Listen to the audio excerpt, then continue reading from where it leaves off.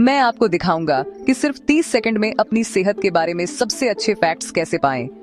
क्या आप जानना चाहते हैं कि उंगलियां चटकाना वाकई आपके लिए बुरा है? चलो शुरू करते हैं। अच्छी खबर, उंगलियां चटकाने से गठिया नहीं होता। वो चटकने की आवाज, वो बस आपके जोड़ों में गैस के बुलबुले होते हैं। स्टडीज दिखाती है कि उंगलियां चटकाने और गठिया के बीच कोई लिंक नहीं है। तो अगर आपको वो संतोषजनक आवाज पसंद है तो आप सेफ हैं।